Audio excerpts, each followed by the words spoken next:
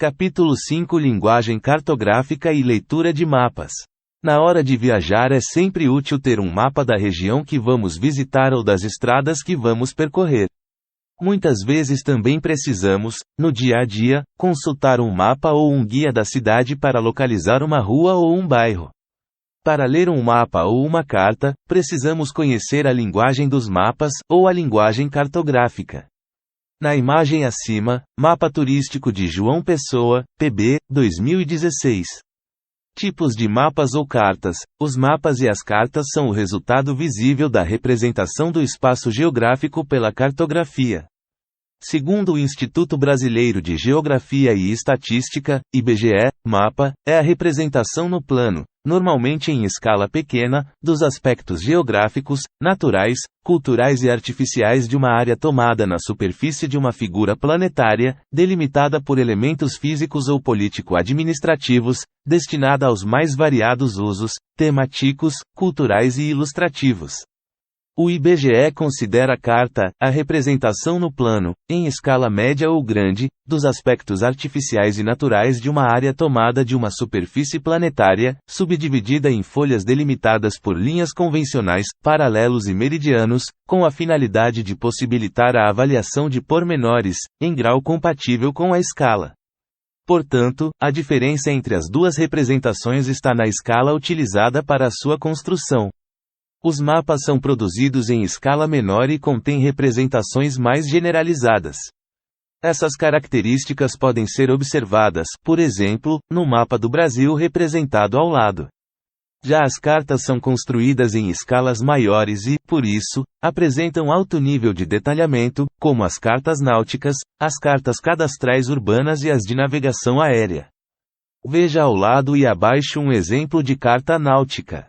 Quanto à finalidade, tanto os mapas como as cartas podem ser classificados em gerais, são produtos cartográficos elaborados em escala pequena, isto é, com menor nível de detalhamento, pois mostram grandes regiões e contêm informações sobre temas variados, divisão política, cidades, rios, montanhas, etc., como um planisfério, por exemplo, topográficos. São mapas e cartas que, pelo alto nível de precisão e detalhamento que apresentam, podem representar aspectos naturais, como o relevo terrestre, por meio de curvas de nível, a vegetação e a hidrografia, e também aspectos não naturais, como os meios de comunicação e de transporte. Por servirem de base para estudos e para a elaboração de mapas temáticos, eles são também denominados mapas ou cartas de base. Os mapas topográficos, por utilizarem escala pequena, representam a superfície terrestre com menor precisão do que a carta topográfica, que utiliza escala média ou grande. Especiais, geralmente representados em escala grande, esses produtos cartográficos atendem às necessidades de profissionais de diferentes áreas, fornecendo informações técnicas bastante específicas, como as cartas náuticas, aeronáuticas, militares, e os mapas meteorológicos. Veja ao lado um exemplo, entre outros, temáticos. Fazem referência a um assunto ou tema específico da geografia e apresentam várias formas de representação qualitativa e quantitativa, de acordo com o assunto analisado. Existem vários exemplos de mapas e cartas temáticos. Entre eles, podemos citar os mapas climáticos, demográficos, geológicos, os que representam impactos ambientais, econômicos e geopolíticos. Veja um exemplo abaixo. Mapa temático que aborda um tema polêmico, o uso de produtos transgênicos e os países que assinaram o Protocolo de Cartagena, tratado sobre biossegurança assinado durante a Convenção sobre Diversidade Biológica, CDB, em Cartagena, Colômbia. O protocolo regulamenta a pesquisa, a manipulação e o transporte de organismos geneticamente modificados, OGM, entre os países membros do acordo, entre eles, o Brasil. Leitura e reflexão. O que é a cartografia tátil? Trata-se de uma área específica da cartografia dedicada ao desenvolvimento metodológico e à produção de material didático para a transmissão de conceitos cartográficos para alunos deficientes visuais e de visão subnormal. O material didático usual corresponde a mapas táteis e maquetes. O que é uma PAVAX?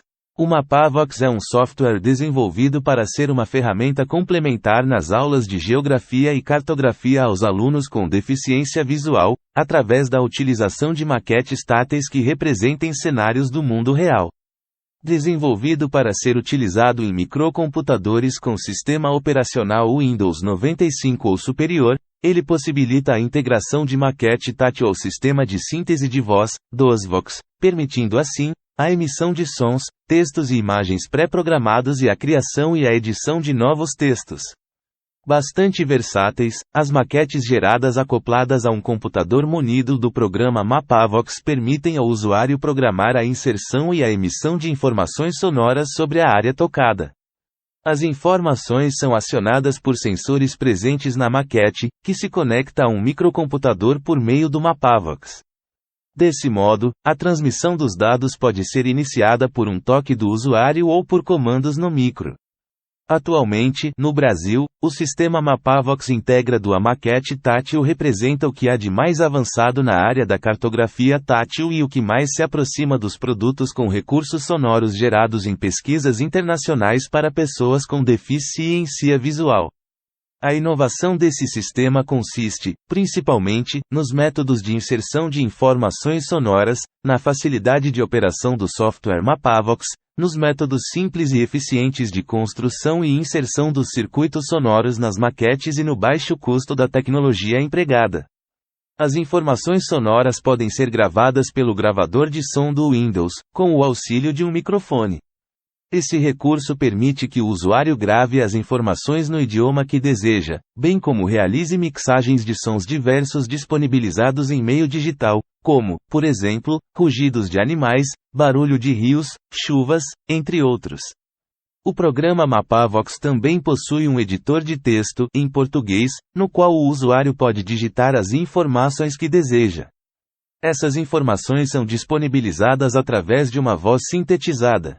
A linguagem dos mapas.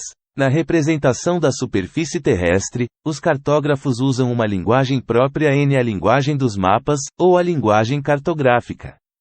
Por meio dos mapas podemos obter informações, analisar e interpretar os fenômenos geográficos neles representados.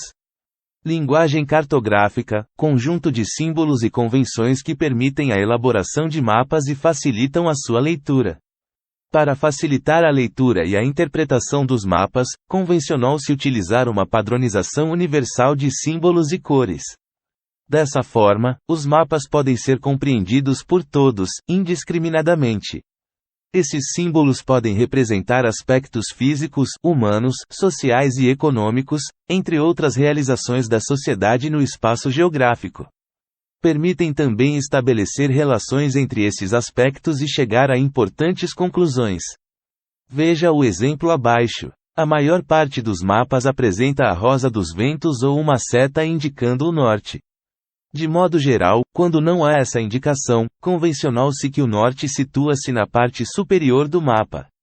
Na verdade, a direção norte na parte de cima do mapa é apenas uma convenção, estabelecida há alguns séculos pelos países que primeiro organizaram os mapas mais precisos e detalhados, na época das grandes navegações e da expansão colonial. Assim, os países que são representados no norte são os que estabeleceram essa convenção. Nada impede que os mapas sejam invertidos, com outras partes do mundo do lado de cima. Muitos mapas mundi usados na Austrália e na Nova Zelândia, por exemplo, apresentam o mundo invertido. A legenda é a chave para a leitura dos símbolos ou convenções cartográficas, que são o conjunto de sinais, figuras e cores que aparecem nos mapas e por meio dos quais podemos entender as informações que eles contêm. Para representar as condições atmosféricas, por exemplo, são utilizadas várias linhas, como isoietas, que unem pontos de igual precipitação, e as exotermas, que unem pontos de igual temperatura. Veja um exemplo no mapa da página 60. O comportamento das temperaturas e das chuvas em um lugar pode ser representado por gráficos denominados climogramas, que veremos com mais detalhes no capítulo 11. Climograma, gráfico que utiliza as coordenadas cartesianas para representar a quantidade de precipitação e as temperaturas de uma localidade, medidas em uma estação meteorológica. As cores planimétricas, preto, vermelho, azul e verde, representam elementos que não envolvem altitude. O preto indica cidades, casas, vilas, limites políticos e ferrovias. O vermelho indica rodovias e correntes marítimas quentes. O azul indica a presença de água ou a hidrografia, oceanos, lagos, rios, mares, correntes marítimas frias. O verde indica todos os tipos de vegetação. Tanto o relevo terrestre como o submarino podem ser representados de várias formas, por cores, altitude, achuras, blocos diagramas, porém as mais usadas são as curvas de nível e o perfil topográfico. As cores convencionadas pela Carta Internacional do Mundo, SIM, para mostrar as altitudes são as hipissométricas e as batimétricas.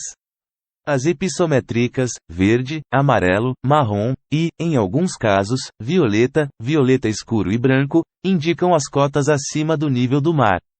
As batimétricas, tons de azul, indicam as cotas abaixo do nível do mar, como pode ser observado no mapa a seguir. Topografia, a técnica utilizada para analisar o relevo do solo e que representa as diferenças de altitude por meio de curvas de nível é chamada topografia. A imagem resultante desse processo é a carta topográfica, muito usada em projetos de engenharia, agronomia, arquitetura e urbanismo. Veja um exemplo abaixo. Curvas de nível. As curvas de nível, também chamadas exoipsas, são linhas que unem pontos de igual altitude na superfície representada. Os intervalos existentes entre essas linhas são equidistantes, isto é, têm sempre a mesma medida. A interpretação das curvas de nível exige o conhecimento de algumas noções básicas. Quanto maior a declividade do terreno representado, mais próximas são as curvas de nível. Na representação de terrenos pouco n-gremes ou planos, elas são mais afastadas, e NTR é duas curvas de nível há sempre a mesma diferença de altitude. Declividade, grau de inclinação de uma superfície. Íngreme, o mesmo que inclinado. Pontos situados na mesma curva de nível têm a mesma altitude. Os rios nascem nas áreas mais altas e correm para as áreas mais baixas. Perfil topográfico, a interseção da superfície do solo com o plano vertical que passa em determinada região é o perfil topográfico. Esse tipo de representação permite perceber altos e baixos do relevo no corte horizontal da carta que representa a região. É possível desenhar o perfil topográfico de uma área com base nas curvas de nível traçadas. Os perfis topográficos mostram mais detalhes do que os mapas porque utilizam uma escala horizontal e outra vertical. Em um perfil estão representadas a altura, dimensão vertical, a forma das encostas e a declividade, dimensão horizontal, a orientação, indicada pelos pontos cardeais, a escala horizontal, geralmente igual à do mapa representado, a altitude, escala vertical. Veja as representações a seguir, concluindo a unidade 2, Espelhos do Mundo. Mapa feito na França em 1748 delineou novas fronteiras do Brasil continental depois do Tratado de Tordesilhas. Na concepção iluminista do século XVIII, mapas eram espelhos perfeitos do território, projeções gráficas sobre o mundo real, ainda que a própria região retratada ou suas fronteiras não fossem completamente conhecidas.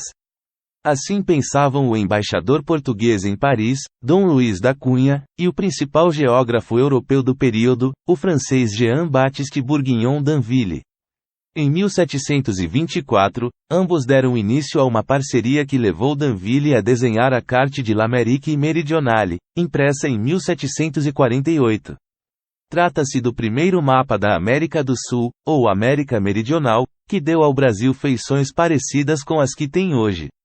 O mapa concebido por eles, ao fundirem política, diplomacia, geografia e cartografia, inventou um Brasil continental ao traçar as fronteiras que os portugueses desejavam para sua possessão na América do Sul, diz a historiadora Júnia Ferreira Furtado, da Universidade Federal de Minas Gerais e autora do livro O Mapa que Inventou o Brasil, Odebrecht, Varsal Editores, 2013, ganhador em primeiro lugar na categoria Ciências Humanas do Prêmio Jabuti desse ano.